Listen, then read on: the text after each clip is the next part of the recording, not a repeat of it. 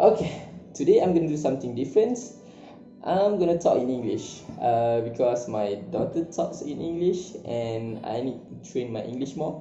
So sorry, first of all, sorry for my bad pronunciations and my bad grammar.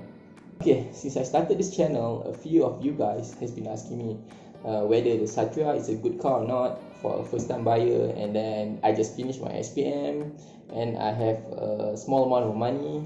What second-hand car should I get? So for today, I think we are going to talk about that.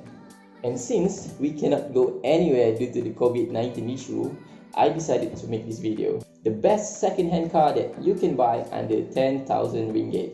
So before we go into this list, a few disclaimers. First, the car that I picked today must be below 10,000 ringgit, and then they must be good to drive, and then they are relatively cheap to maintain and customize. Second, these are all the cars that I drove before, meaning they are based on my personal experience. So if your cars is not in this list, maybe because I didn't drive it before, or maybe it's just too expensive to maintain, or maybe the good condition one will cost you more than 10,000 ringgit. So the first one on my list is, of course, you guessed it, Proton Satria. You can get this from as low as 3,000 ringgit up until 10,000 ringgit depending on the condition and the engine options. So many options, the 1.3 litre carbureted, 1.3 litre injections, and then we got 1.5 litre, 1.6 litre injections, and then we also got the 1.8 litre. There are single cam, there are twin cam, there are so many engine options. Parts are cheap and abundant, and then they are half cut shop everywhere selling Satria's items. It looks good in standard form with just a minor suspension setup and then maybe a good pair of rims. This car is actually a Mitsubishi Mirage before being bought into Malaysia as Proton Satria. So that's why parts and then engine swaps are easy to do. If you want a fast Satria, you can legally put a 4G93 turbo in it, and then trust me, it is fast.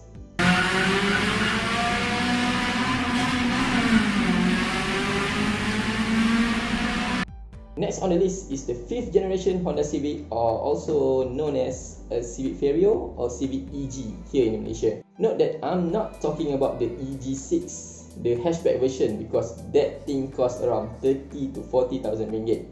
We are talking about the normal sedan version with a single cam on it. So for the sedan version, you can find one at around 7,000 ringgit up to 10,000 ringgit, but you may need to save a little bit of cash for repairs, because the one that I found in Mudah and in Facebook Marketplace are all beaten up. I cannot find a single one that I think is in decent conditions. So you may spend 7,000 ringgit for you to buy it, and then maybe 1 to 2,000 ringgit for repairs. But after you bought it, you repair it, it is a blast to ride on. On stock condition, the seating position is very low, and then the gearbox is super nice, and then the driving feels, the steering wheels feel very good. It is a fun car to drive. It's light, it's nimble, and as I said before, the steering feels very direct and sharp, so it is fun. So you will still have a lot of fun even with the single cam engines, but if you want more power, there are tons of modification out there for the Civics.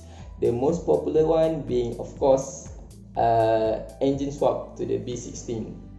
So if you want a true VTEC feels, I suggest go for the engine swaps.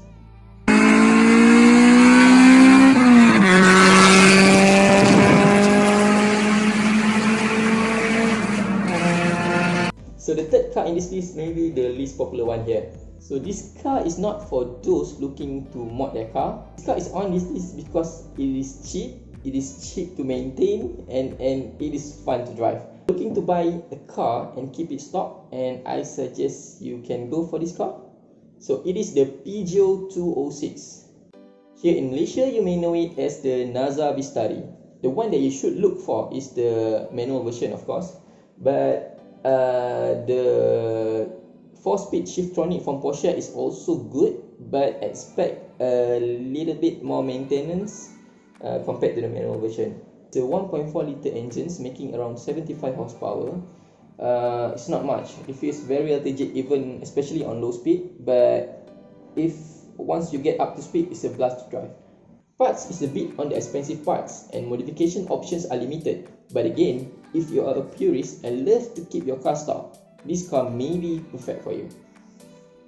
Next on the list is the Proton Gen 2 CPS. This is the last Gen 2 productions, and for this Proton managed to put the Campro 1.6 CPS engines, making around 125 horsepower. This car is very underrated here in Malaysia. The engine is decent and feels great with the 5-speed manual gearbox. The automatic sucks, so you have to go with the manual versions. It comes stock with the red and black upholstery, which looks very cool, semi-bucket seats, leather wrapped red and black steering, a front and rear disc. 0 to 100 takes around 10 seconds. The low and top is a bit low, but the mid end is very satisfying for a stock car. But the handling, this is easiest, the best car out of the 3 I mentioned earlier. Lotus did a really good job tuning this car and it really shows. If you have 10,000 ringgit to spend on a car, I really recommend giving this a hard good look before you buy. Toyota Corolla SEG 101. From outside, this car doesn't look much. Many of you may be turned off by the dead look of the car. But kata orang Malaysia macam kereta abah-abah. But trust me, this is an awesome car to own and drive. Out of the factory, this car is using a 4AFE engine producing 113 horsepower paired with either 4-speed auto or a 5-speed manual. Again, I would highly recommend 5-speed manual, but the auto here is decent too. So if you can go for auto for this one. If the horsepower isn't enough, you can find one with the 4AGE engines, or you can swap one with a 4AGE engines that produces around 160 horsepower. Put that in your car and you probably can smoke most of the D segment car out there here in Malaysia.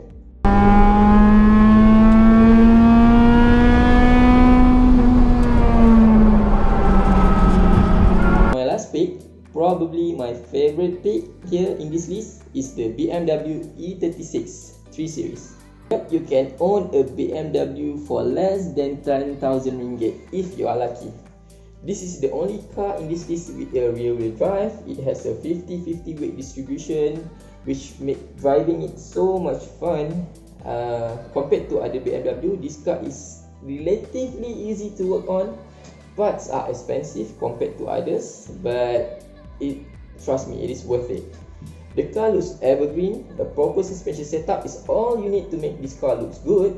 This is probably the most expensive car to maintain and buy in this list, but it is also the best car in terms of driving dynamics, and the rear wheel setup makes it a whole lot of fun compared to the rest. So this is it for my list. What do you guys think about my list? Do you have some other car under 10,000 ringgit that you would like to recommend? If you do, just put it down in the comment section and then we can discuss it all we want. Because as I said, the car in this list is based on my personal experience and based on the car that I drove before. But guys, remember, regardless of what car you are planning on buying, please remember this: do your research. Sure the car is in a good condition, the best condition before you're planning on buying. So thank you guys for watching.